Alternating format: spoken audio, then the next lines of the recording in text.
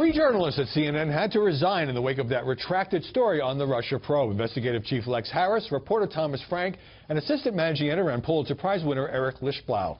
The president fired up his Twitter account. Wow, CNN had to retract big story on, quote, Russia with 3 employees forced to resign. What about all the other phony stories they do? Fake news.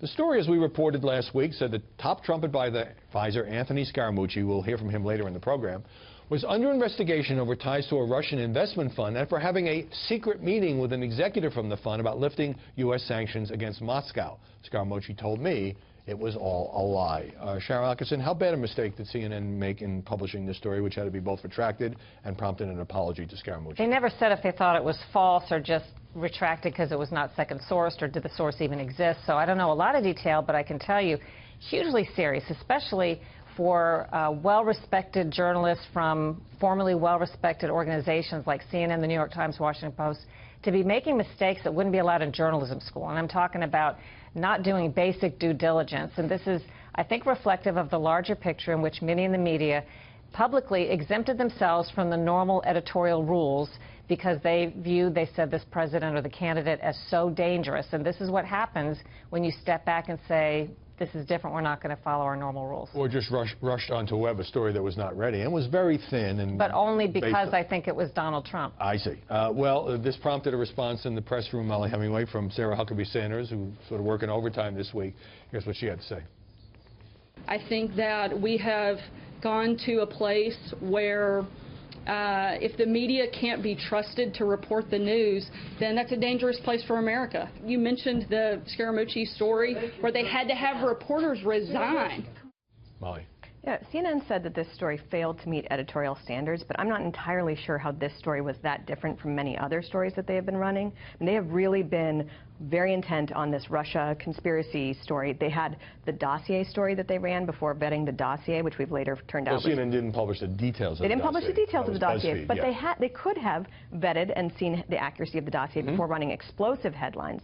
They bizarrely claimed that the Susan Rice unmasking story was false when even she didn't deny it. They falsely claimed that James Comey was going to say that Donald Trump had not been told that he was not under investigation, when in fact his testimony revealed that he was. There are so many stories with a pattern of getting things wrong when you're using anonymous sources, no accountability when those anonymous sources turn out to have misled or whatnot. So this is part of a pattern. Although in this case, Ray Suarez, there was accountability in this sense. Jeff Zucker, the president of the network, showed that he took the matter very seriously by taking the story down, retracting it, apologizing it, and the 3 journalists involved no longer have jobs. Some people said maybe that went too far.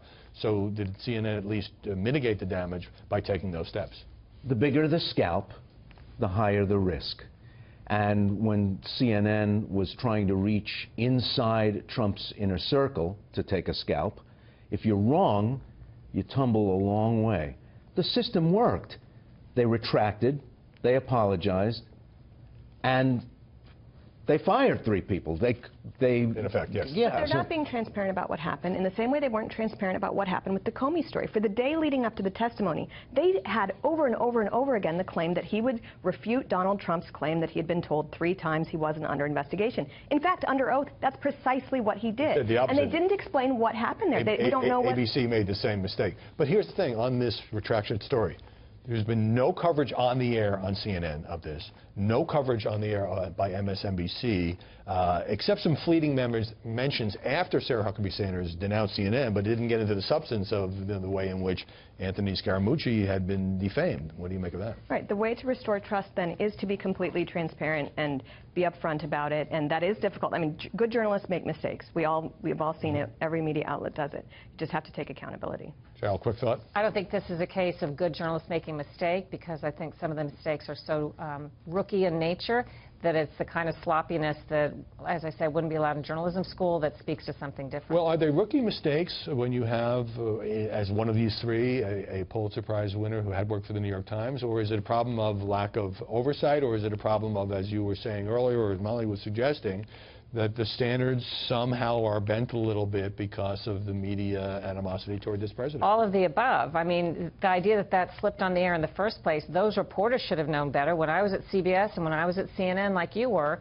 that kind of story would never have been able to air. I'm not sure why it was allowed to. The hoops you used to have to jump through were far more numerous once upon a time. A lot of places have been emptied out, with editors and producers, gatekeepers being fired. There is that, and there is also the question of how this president is covered.